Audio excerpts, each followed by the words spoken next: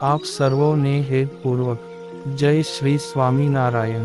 આજની સત્સંગ કથા વાર્તા નિજ મંદિર સાવરકુંડલા પવિત્ર અધિક માસ વિશેષ।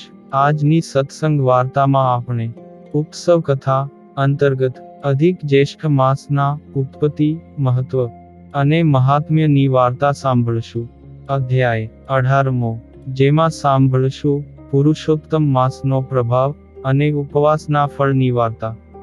સુત પુરાણી શૌનકાદિક ઋષિઓને કહે છે કે, હે મુનિશ્રેષ્ઠો, સુદેવ અને તેની પત્ની પોતાના મૃત બાળકને ખોળામાં લઈ કલ્પાંત કરવા લાગ્યા અને લાંબા સમય સુધી ત્યાં જ બેઠા રહ્યા।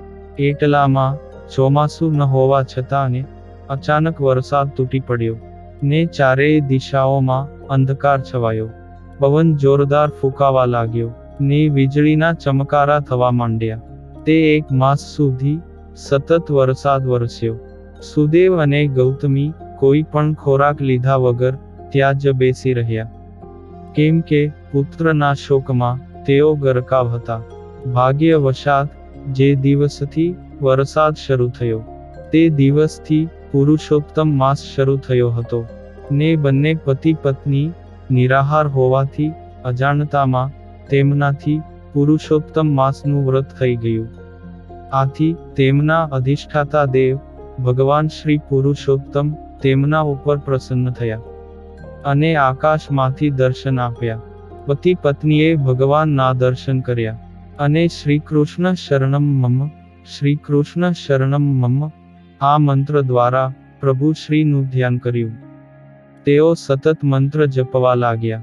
આથી ભગવાન પ્રસન્ન થઈને કહે છે કે, સુદેવ, હવે તું તારી ચિંતા છોડી દે। અજાણપણે પણ તારાથી પુરુષોત્તમ માસનું વ્રત થઈ ગયું છે, એટલે તે વ્રતના પ્રતાપે મૃત્યુ પામેલો તારો પુત્ર સજીવન થશે અને તેનું આયુષ્ય 5000 વર્ષનું થશે। હવે તને માર્કંડેય મુનિએ રઘુ રાજાને કહેલી કથા સંભળાવું છું, તે તું સાંભળ। આમ કહીને ભગવાન શ્રી કૃષ્ણ પુરુષોત્તમ નારાયણ સુદેવને કથા સંભળાવવા લાગ્યા। પૂર્વકાળમાં ધનુ શર્મા નામે એક ઋષિ થઈ ગયા।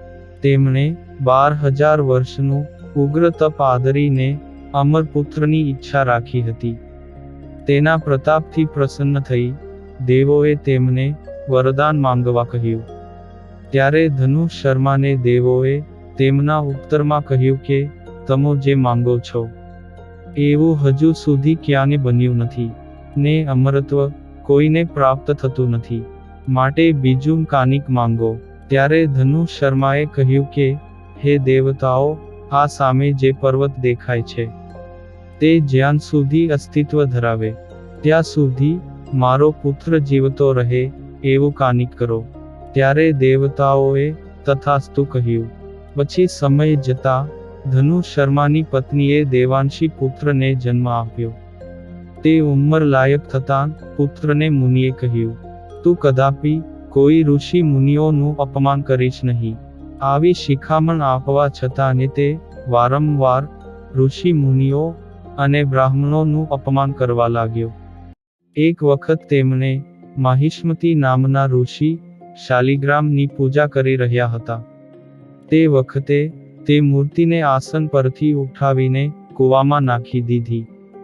તેના અપકૃત્યથી ઋષિ ક્રોધિત થયા ને શાપ આપી કહ્યું, હે ઉદ્ધત બાળક, તારું આજ ક્ષણે મૃત્યુ થાઓ। પરંતુ આ ઉદ્ધત બાળકને કાંઈ થયું નહીં।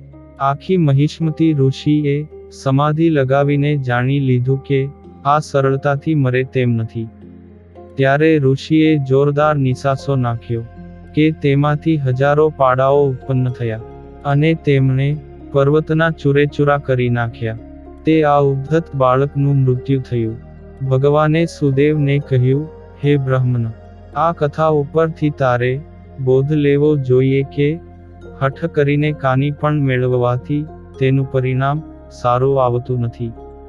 તારો પુત્ર સજીવન થઈને હજારો વર્ષનું આયુષ્ય ધરાવતો હશે ને તું બ્રહ્મલોકમાં હજારો વર્ષો સુધી ઐશ્વર્ય અને સમૃદ્ધિ વાળું રાજ્ય ચલાવીશ। આથી તેણે ભગવાન શ્રી હરિ વિષ્ણુ પુરુષોત્તમને પૂછ્યું કે, હે પ્રભુ, મારા ઉગ્ર તપને કારણે આપ પ્રસન્ન થવા છતાં તે સમયે મને પુત્રનું ફળ આપ્યું નહોતું. જ્યારે આજે તમે પ્રસન્ન થઈને મારા પુત્રને સજીવન કર્યો, તેનું કારણ શું છે? આવી રીતે શ્રી પુરુષોત્તમ મહાત્મ્યમાં પુરુષોત્તમ વ્રતના પ્રભાવ નામે 18મો અધ્યાય સંપૂર્ણ. હવે સાંભળીએ ઉપવાસના ફળની વાર્તા. એક નગરમાં સ્વરૂપવાન બ્રાહ્મણ કન્યા રહેતી હતી. તેના માતા પિતા કે ભાઈ બહેન પણ ન હતા. માતા પિતા એના માટે થોડી મૂડી મૂકી ગયા હતા. તેના ઉપર કન્યા પોતાનો નિભાવ કરતી. તે ઘરમાં એકલી હોવાથી એક દાસી પણ રાખી હતી. તે ઘરનું બધું જ કામકાજ ઉપરાંત કન્યાની દેખભાળ દાસી રાખતી હતી. માતા પિતા ધાર્મિક વૃત્તિના હતા. તેનો વારસો કન્યામાન ઉતર્યો હતો. તે પૂજાપાઠ, પ્રભુ સ્મરણ, વ્રત નિયમ અને કથા વાર્તા વાંચવામાં કાઢતી. મહિનાના 30 દિવસમાં 10 દિવસ નકોરડા ઉપવાસ કરતી અને 7-8 દિવસ એકટાણું કરતી. એવામાં પુરુષોત્તમ માસ આવ્યો. એટલે બ્રાહ્મણ કન્યાએ પુરુષોત્તમ માસનું વ્રત લીધું. તે રોજ સવારે નદીએ નાહવા જાય, કાંઠા ગોરમાં નું પૂજન કરી, કથા વાર્તા સાંભળી ઉપવાસ કરે અને આખો દિવસ પ્રભુ ભજન કરે. દાસી તેનું કામકાજ કરે અને સવાર સાંજ ભરપેટ ખાય. આમ કરતા 15 દિવસ વીતી ગયા. તે દાસી એકાએક માંદી પડી. અંતે તેની માંદગી એટલી બધી વધી ગઈ કે પથારી વશ થઈ ગઈ ને ઊભા થવાની શક્તિ પણ ન હતી. રોગ અસાધ્ય હતો, કાની ભાવતું નહીં.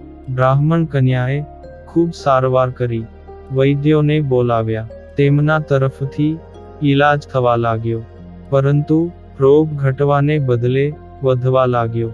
દિવસે દિવસે તેનું શરીર દુબળું થતું ગયું, આંખો નિસ્તેજ થતી ગઈ.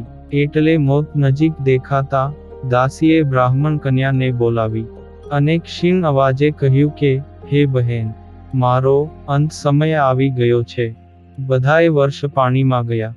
મહા મોંઘો માનવ દેહ મને મળ્યો, પરંતુ હું તેનો કોઈ સદુપયોગ ન કરી શકી. મેં જિંદગીમાં કોઈ વ્રત, દાન કે પુણ્ય ન કર્યું. મારો તો નરકમાં વાસ થશે. મને એ વાતનું દુઃખ છે કે તમારા પવિત્ર સહવાસમાં રહેવા છતાં મને કદી સત્કર્મનો વિચાર ન આવ્યો. હે બહેન, મને મુક્તિ મળે એવું કંઈક કરો.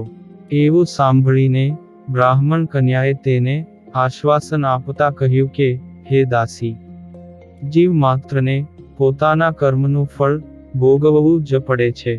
સારા કર્મનું ફળ સારું મળે છે, પણ હવે શોક કરવો નકામો છે. આ સમયે તને સંતાપ થયો તે પણ સારું છે. આથી કદાચ તારી સદગતિ થાય. બ્રાહ્મણ કન્યાના આવા આશ્વાસન ભર્યા શબ્દો સાંભળીને દાસીની આંખોમાંથી આંસુ વહેવા લાગ્યા. તે દાસીને રડતી જોઈ બ્રાહ્મણ કન્યાને દયા આવી. તે બોલી, દાસી, પૂર્વ જન્મના પુણ્ય કર્મ હોય તો જ આ ભવમાં ધર્મ ધ્યાન સૂઝે છે. છતાં તે મારી ઘણી સેવા કરી છે. તેના લીધે જ હું વ્રત તપ કરી શકું છું. તારે શું જોઈએ છે? તારી અંતિમ ઈચ્છા મને જણાવ. હું તારી અંતિમ ઈચ્છા અવશ્ય પૂર્ણ કરવાનો પ્રયત્ન કરીશ. આ સાંભળીને દાસી ગળગળા અવાજે બોલી, હે બહેન, તમે આ પુરુષોત્તમ માસના ઉપવાસ કરી રહ્યા છો. મેં સાંભળ્યું છે કે આ માસના ઉપવાસ કરનારાને અલૌકિક ફળ મળે છે. કૃપા કરીને મને એક ઉપવાસનું ફળ આપો. કદાચ તેથી મારું કલ્યાણ થાય. એટલે બ્રાહ્મણ કન્યાએ તરત જ જમણા હાથમાં જળ લઈ પુરુષોત્તમ ભગવાનનું સ્મરણ કરીને સંકલ્પ કર્યો કે, હે પ્રભુ, હું એક ઉપવાસનું ફળ આ દાસીને અર્પણ કરું છું. તે જ ક્ષણે દાસીની આંખો ઢળી અને એક દિવ્ય વિમાન એને લેવા માટે આવ્યું. તે વિમાનમાં બેસીને ઘણા સમય સુધી સુખ ભોગવ્યું.